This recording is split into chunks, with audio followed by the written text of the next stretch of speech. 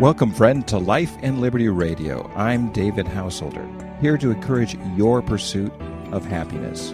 You and I are partners, exploring our shared spiritual journeys. Together, we're dreaming and working for a free society. Tell others today about our adventure in faith and freedom. So breathe in, open your mind, lift up your spirit. Let's get started.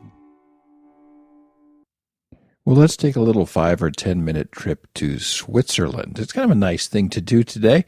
We are going to look at one of the most successful nations on the face of planet Earth, and we're going to look at the reasons for that success.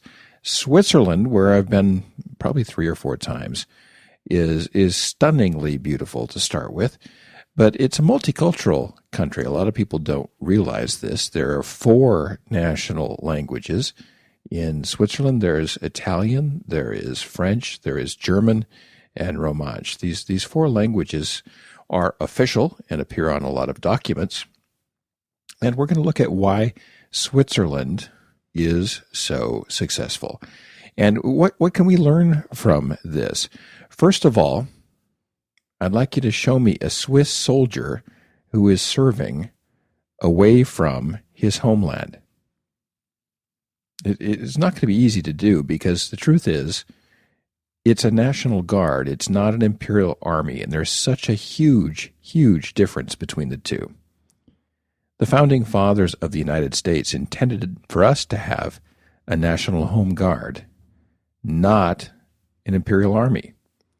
They'd had their fill of the redcoats, and they didn't want to create Redcoats 2.0 from the United States. They wanted something different.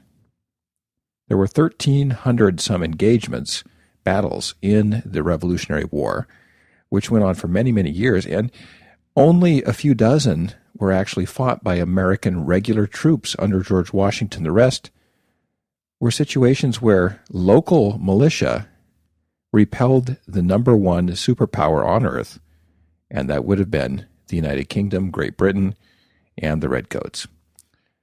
So, that being the case, we need to look at Switzerland and their military model. It turns out that for most of a Swiss man's adult life, he's in the army.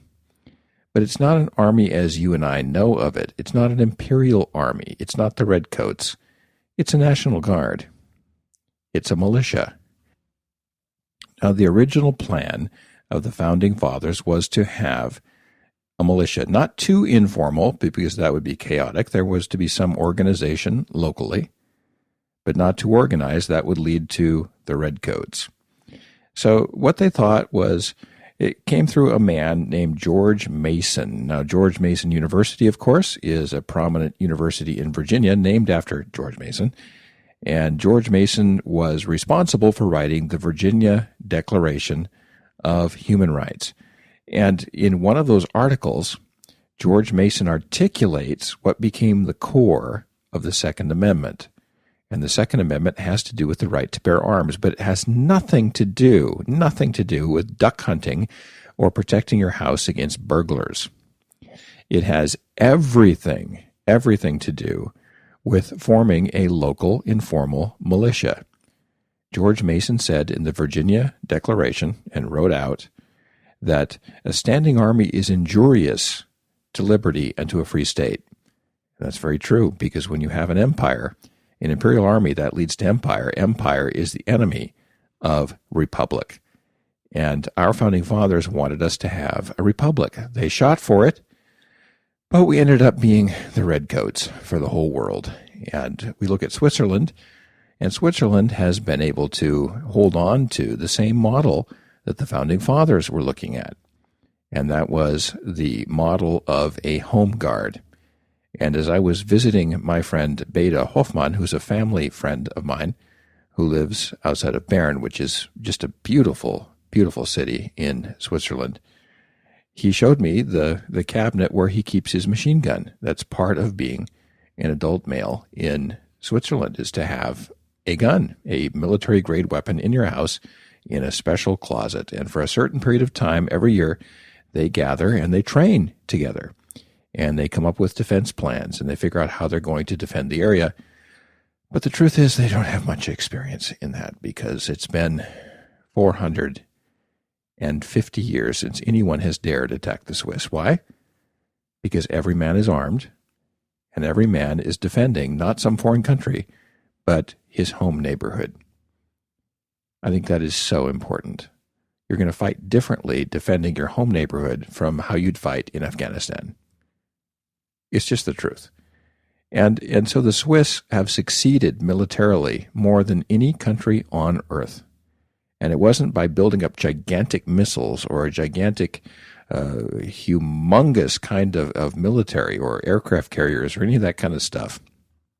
It was by having a home guard, the natural state of defense of the human race. That's how we should be repelling invasion and putting down malicious insurrection.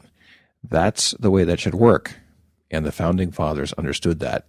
And if Switzerland can pull it off, that eye of the hurricane of craziness in Europe for all these centuries, war after war after war after war, if Switzerland can pull it off, certainly the United States of America, thousands of miles from any threat, can pull it off. Think about it. Switzerland borders on Germany and Italy. How did that feel in World War II? Switzerland bordering on Germany and Italy, fascist Italy with Mussolini, and Nazi Germany with Hitler. Little country between two gigantic nation states. And the Third Reich, Adolf Hitler's empire, at its height, was afraid to attack Switzerland. Why? There would have been millions of dead Germans, and it wouldn't have succeeded because of the home guard, not because of a massive military. We need to understand that this is a brilliant plan. It succeeded for the Swiss for 450 years with belligerent neighbors, and we with very peaceful neighbors in North America gave it up so that we could go fight in things like World War I for whatever reason I can't even imagine, which set off a cascade of wars which go down to this day. And the occurrence of war in the United States since 1913, 1914, we declared war in 1917, has been accelerating. More and more we're at war. Less and less we're at peace. For the last 12 years, we've been at war straight through Afghanistan, Iraq. So we've achieved the permanent warfare that was predicted by Orwell. We need to get out of that, and we need to rediscover the vision of the founders. We need to improve our defense by breaking down our imperial military. That sounds crazy, but it's true. And that's what the Second Amendment is all about, and that's what George Mason was fighting for. That was his thing, got it in the Bill of Rights, and it's what we were intended to do. And it worked so well for so long. Abraham Lincoln, almost a century after the Founding Fathers, said, "We have no natural enemies. There is no emperor at the peak of his power who could by force take a drink from the Ohio River. We're a blessed nation. We have oceans on both sides, peaceful neighbors to the north and the south, and we don't need a massive military." And the truth is, when we intervene in the fights of others, we just mess it up. So the Swiss do a great job of that. So why is Switzerland so intelligent when so many nations are so foolish? Well, first of all, they have virtually no central government. Go to the capital in Bern and look for the grand boulevards and the big Capitol building. You'll find neither. It's hard to find out where the central government meets because it's so small. Think about that. Because it's so small. Most all decisions are pushed out to the canton or county level. Almost everything is decided at the county level, including who can vote. And if you go really deep into the country, there is literally one person, one vote, direct democracy. Now it's messy, and it's political, and it's petty. But I'd rather have that local pettiness and honesty with each other and working things out than the politics we have in centralized governments. And centralized governments tend to be self-feeding. They tend to, by their own self-interest, grow. And as James Buchanan, the great economist who just passed away this year, won the Nobel Prize in 1986, wrote about how governments are self-serving. It's called the public choice. And that governments will continue to attract money because there is value there.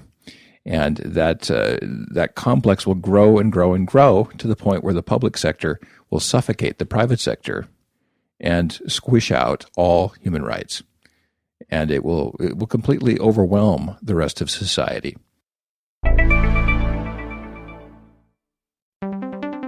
Would you like to see people's faith come alive in your church?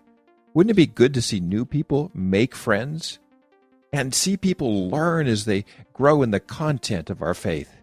If so, check out the Blackberry Bush course for your congregation, blackberrybush.org. Bring your church on a spiritual treasure hunt.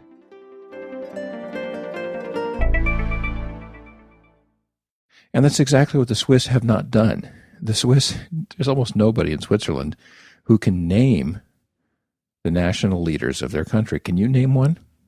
Of course not, because they don't really have them. They've got some caretaker managers who run the country on a rotating basis, but all real decisions are made at the county level, where local people can get involved, where local people have skin in the game, where it makes sense.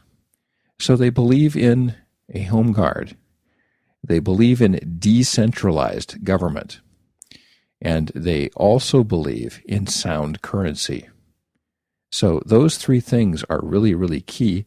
And I just want to go back for a moment, if I could, to decentralized government. This was Jefferson's idea. Thomas Jefferson was so enamored with the Bible story of Moses and Jethro, and how Jethro came to Moses and said, you need to decentralize your leadership. You're wearing the people out, and they're going to wear you out.